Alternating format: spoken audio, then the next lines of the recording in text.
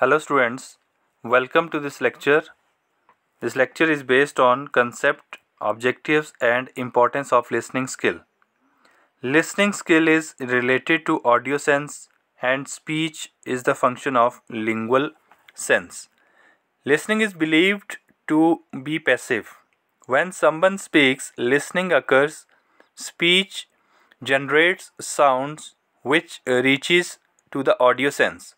Sounds create sense or meaning through mental organization. If the listener is attentive to the sound, he can understand it. Listening means that audio sense which makes sense to the sound created by speech. Listening is the ability to accurately receive and interpret messages in the communication process. Listening एक ऐसी योग्यता है जिससे हम किसी communication process में जो विचार शेयर किए जा रहे हैं उनको हम समझ सकते हैं और उनका विश्लेषण कर सकते हैं. Listening is key to all effective communication. Without the ability to listen effectively messages are easily misunderstood. Listening जो है वो किसी भी कम्युनिकेशन प्रोसेस के लिए बहुत ही इम्पॉर्टेंट होता है.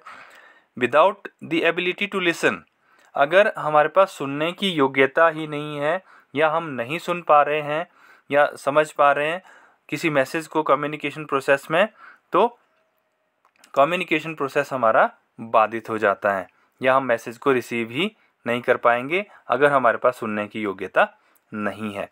Listening is one of the most important skill you can have.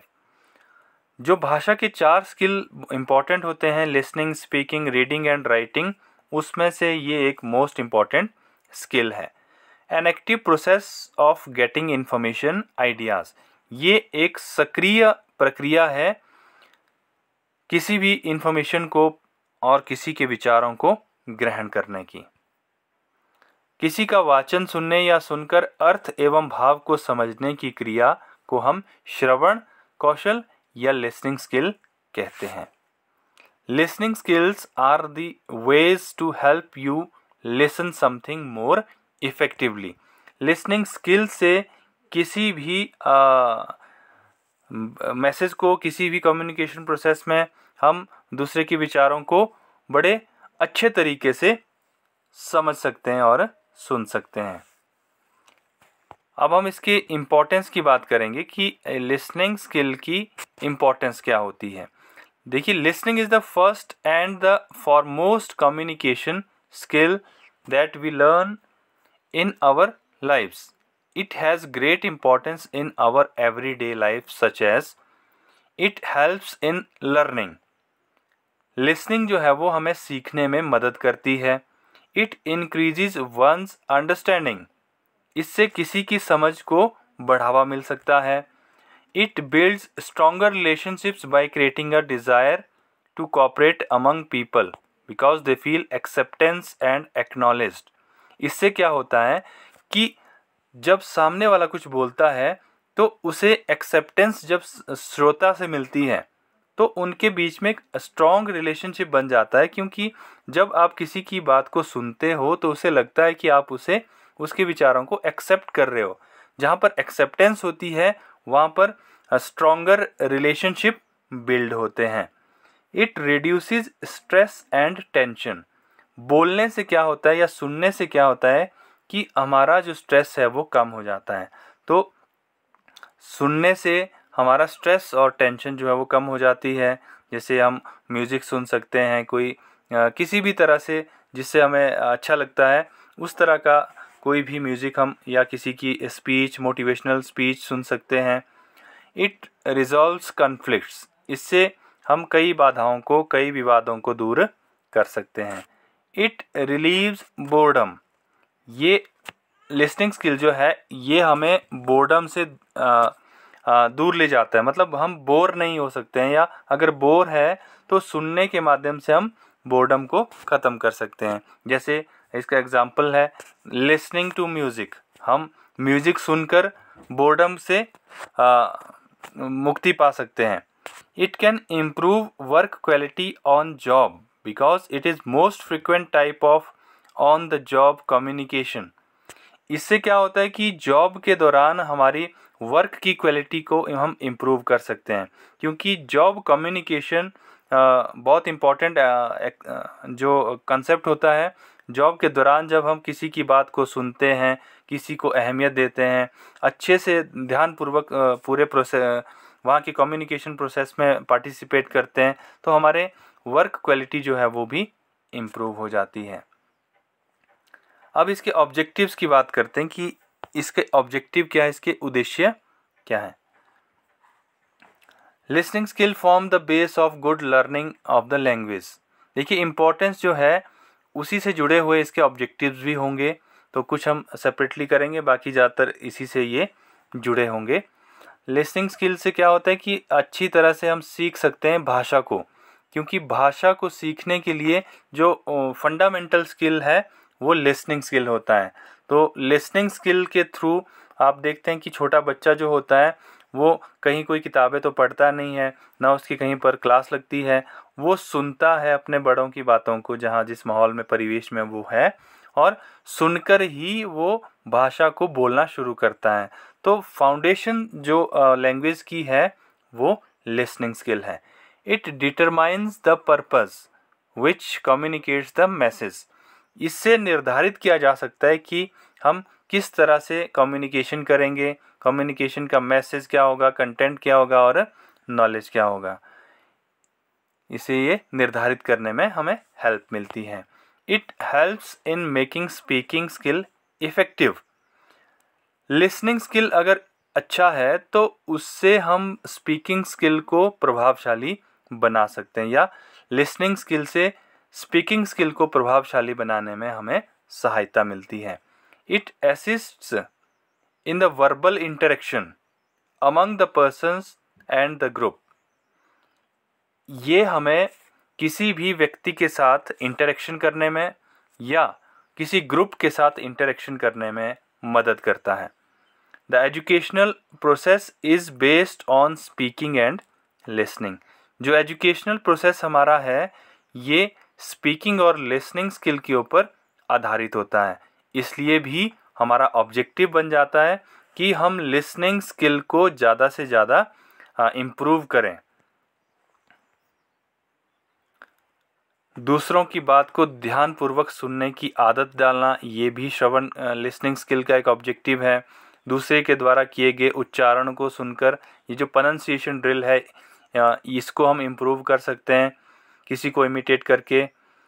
शुद्ध सामग्री का अर्थ समझने की योग्यता विकसित करना, वक्ता के मनोभावों को समझने में निपुण बनना, ध्वनियों का विभेदीकरण करने की क्षमता विकसित करना, छात्रों में शब्द भंडार या वोकेबलरी की वृद्धि करना, समाज व्यवहार जीवन संबंधित महत्वपूर्ण जानकारी प्रदान करना।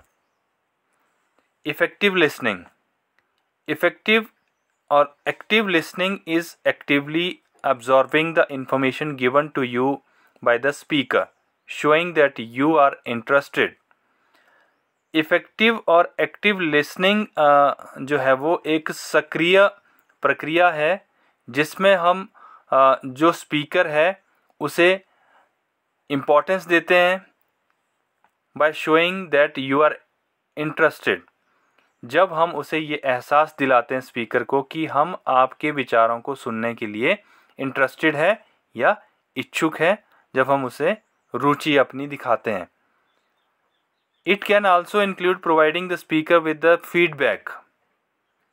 इसके माध्यम से हम किसी स्पीकर को फीडबैक दे सकते हैं, उसने जो बोला उसके प्रति हम पृष्ठ पोषण दे सकते हैं बाय आस्किंग रेलेवेंट क्वेश्चंस। उससे उसके स्पीच से रिलेटेड कुछ क्वेश्चन पूछकर, सो द स्पीकर नोज, जिससे कि उसे पता चलता है द मैसेज इज रिसीव्ड, कि मैंने जो कहा वो इनको समझ आया, इसलिए ये मुझे कुछ पूछ रहे हैं मुझसे। तो ये इफ़ेक्टिव लिसनिंग का एक बहुत बड़ा उदाहरण है कि हम क्वेश्चन पूछे स्पीकर से उसकी स्पीच के रिगार्डिंग। फीचर्स ऑफ लिसनिंग, इसकी विशेषताओं की अगर बात करें, लिसनिंग इज़ मेंटल एक्टिविटी, ये एक मानसिक क्रिया होती है। It improves by consciousness and concentration, इसमें जो है वो इट इम्प्रूव्स बाय कॉन्शियसनेस, हमें कॉन्शियस रहना पड़ता है जब हम लिसनिंग स्किल को डेवलप करते हैं। और कंसंट्रेशन, हमारा ध्यान अगर सही दिशा में है तो हम लिसनिंग स्किल को इम्प्रूव कर सकते हैं। It is a skill as it can be improved by experience, ये एक ऐसा कौशल है जिसे अनुभव के द्वारा बढ़ाया जा सकता है। इम्प्रूव्ड बाय एक्सपीरियंस, बार बार जब हम सुनते हैं तो हमारा जो स्किल है वो और भी ज़्यादा डेवलप हो जाता है। Non verbal communication also helps in listening, जो नॉन वर्बल कम्युनिकेशन है जैसे साइन लैंग्वेज है या कई तरह की डिफरेंट साउंड्स हम निकालते हैं, तो उससे भी लिसनिंग स्किल को डेवलप किया जा सकता है। लिसनिंग स्टिमुलेट्स स्पीकिंग, तो लिसनिंग स्किल से क्या होता है कि स्पीकिंग स्किल को हम इम्प्रूव कर सकते हैं। Listening involves paying close attention to the sounds that come in way of communication. Listening involve paying close attention, इससे क्या होता है कि हम बिल्कुल सही तरीके से अटेंशन, अपना ध्यान केंद्रित करते हैं उन साउंड्स की तरफ जो कम्युनिकेशन के प्रोसेस में बहुत ही इम्पॉर्टेंट होती है। Process of listening, process of listening, listening की प्रक्रिया कैसे चलती है, now we are talking about it. First of all, the first step is receiving, receiving plays an important role in listening. Then second is understanding, third remembering, fourth evaluating, and fifth responding. Receiving, it refers to the response caused by sound waves stimulating the sensory receptors of the ear. It is physical response. देखिए, पहला step होता है कि दूसरे की बातों को सुनना, समझना, उसको रिसीव करना। फिर उसके बाद जब हम किसी की बातों को सुनते हैं, then it is the stage at which you learn what the speaker means, the thoughts and emotional tone. तो जब हम किसी की बातों को रिसीव करते हैं तो उसके बाद अंडरस्टैंडिंग आता है कि हम फिर उसके भावों को समझते हैं कि वो कहना क्या चाहता है। हम एनालाइज करते हैं उसके इमोशंस को, उसके भावों को, उसके विचारों को कि वो क्या कहना चाहता है। Then third one is remembering. It is important that listening process because it means that as individual added message to the mind's storage bank. इसमें क्या होता है कि हम दूसरा जो बातें कह रहा है उनको रिमेंबर करते हैं, उनको याद करने की कोशिश करते हैं, क्योंकि याद करना अपने आप में एक एक्सेप्टेंस है। जब हम दूसरे के द्वारा कही गई बातों को याद रखते हैं तो वो उसका एक अपना ही भूमिका होती है। चाहे एजुकेशनल प्रोसेस की बात करें, रिमेंबरिंग का एजुकेशन में बहुत ही ज़्यादा इम्पोर्टेंस है। अगर हम किसी की बात को सुनकर भूल जाते हैं तो वो एक अच्छी लिसनिंग की क्वालिटी नहीं है। तो रिमेंबरिंग बहुत ही इम्पोर्टेंट है। रिमेंबर अगर हम किसी की बात को रखते हैं, then it consist of judging the message in some way. तो उसके बाद हम इवेल्युएट कर सकते हैं कि सामने वाले की बात कितने हद तक सही है, कितने हद तक गलत है, वो क्या कहना चाहता है। तो मूल्यांकन हम करते हैं। फिर अगर किसी की बात का मूल्यांकन कर लिया, हमने समझ लिया कि वो कहना क्या चाहता है, उसके भाव क्या है, ये सारी चीज़ों को हम ध्यानपूर्वक अगर एनालाइज करते हैं तो लास्ट हमारा स्टेप तब आता है रिस्पॉन्डिंग का। रिस्पॉन्डिंग को हम फीडबैक भी कहते हैं। This stage requires that the receiver complete the process through verbal और non verbal feedback because the speaker has no other way to determine if a message has been received. This stage becomes the only overt means by which the sender may determine the degree of success in transmitting the message. Dear students, responding जो है इसमें receiver को feedback मिलता है, sorry speaker को feedback मिलता है। Speaker को जब कोई रिस्पॉन्ड करके फीडबैक देता है तो वहाँ पर कम्युनिकेशन प्रोसेस हमारा पूरा होता है, क्योंकि एक बार किसी ने कुछ शब्द बोला या स्पीकर ने अपने विचार दूसरों के सामने रखे, तो जब उसे उसी स्पीच के रिगार्डिंग फीडबैक मिलेगा, सुनने वाला एनालाइज करके इवैल्यूएशन करके कुछ रिस्पॉन्डिंग या फीडबैक स्पीकर को देगा, तो अपने आप में यहाँ पर कम्युनिकेशन प्रोसेस पूरा हो जाता है। अगर फीडबैक स्पीकर को ना मिले तो इट मीन्स कि हमारा जो कम्युनिकेशन प्रोसेस है वो अधूरा रहा या फिर उसमें कुछ कमियां रही। Rules, now we are talking about rules of good listening. There are some rules that are most important in listening skill. Stop talking, जब कोई कुछ बोल रहा होता है, ठीक है, तो उसको सुनने की तरफ हमने ध्यान देना है। हमने उस समय बात नहीं करनी है, किसी दूसरे थर्ड पर्सन के साथ नहीं करनी है। अगर शोर मचाएंगे, कोई मान लीजिए क्लास में टीचर बात कर रहा है, अपना लेक्चर दे रहा है, तो उस दौरान अगर हम अननेसेसरी टॉकिंग करेंगे क्लास में, तो अच्छे से हम जो पर्पसफुल लिसनिंग करनी थी हमने वो नहीं कर पाएंगे। स्टॉप थिंकिंग, कई बार क्या होता है कि हम सामने वाला कुछ बोल रहा है, हम किसी तीसरी चीज़ के बारे में सोचने लग जाते हैं। वो कुछ बोल रहा है लेकिन हमारा ध्यान कहीं और है, हमें किसी की याद आ रही है या हम डे ड्रीमिंग कर रहे हैं। कई बार ये चीज़ें देखने को मिलती है, जैसा कि आप लोग भी बेहतर तरीके से इसको जानते हैं। रिमूव डिस्ट्रैक्शंस, तो अच्छे लिसनिंग के लिए ये ज़रूरी है कि जो डिस्ट्रैक्शन, जो बाधाएं लिसनिंग के मार्ग में आ रही है उनको हमने दूर करना है। चाहे वो नॉइज़ है या डे ड्रीमिंग है, चाहे वो कोई और रीज़न है, उनको दूर करेंगे तो लिसनिंग इफ़ेक्टिव होगी। Do not let your mind vendor, तो हमने अपने दिमाग को भी भटकाना नहीं है, जो कि मन चंचल होता है, ये कभी भी कहीं भी भटक जाता है। डू नॉट प्री जज, किसी को हमने पहले ही जज नहीं करना है कि ये शायद ये बोलने वाला है, तो उसे उसकी बात को पूरा उसको मौका देना है कि वो बोले और तब जाकर हम कुछ फीडबैक दें। उसके बोलने से पहले ही उसको हमने जज नहीं करना है। बी पेशेंट, हमने पेशेंट रहना। कई बार क्या होता है कि स्पीकर अपनी बात रख रहा होता है तो हम एकदम से अपने बातों को रखना शुरू कर देते हैं। ऐसा नहीं करना है, हमने सहनशीलता रखनी है, दूसरे को पूरा मौका देना है अपनी बात को कहने का, देन अपनी बात को रखना है या फिर फीडबैक देना है। तो ये भी एक इसका अच्छी लिसनिंग का रूल है। एम्पैथाइज विद द स्पीकर, और जो स्पीकर है उसके प्रति हमने अच्छी भावनाएं रखनी है, अच्छे विचार उसके प्रति रखने हैं। तो ये लिसनिंग स्किल के रिगार्डिंग हमने डिस्कस किया। Today we discussed about concept, objectives and importance, then rules of listening skill.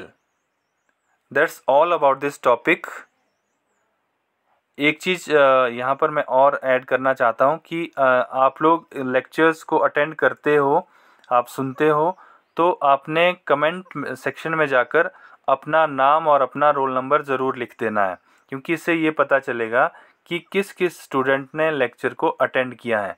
तो ये मेरा रिक्वेस्ट रहेगा सभी स्टूडेंट से कि कमेंट सेक्शन में जाकर आप अपने रोल नंबर के साथ अपना नाम ज़रूर ऐड कर दीजिएगा। हर वीडियो में आपने ये सुनिश्चित करना है। और कोई डाउट्स आपको किसी टॉपिक के रिगार्डिंग लगते हैं तो आप वहाँ जाकर वो भी लिख सकते हैं कि मेरे कौन कौन से डाउट हैं। Thank you.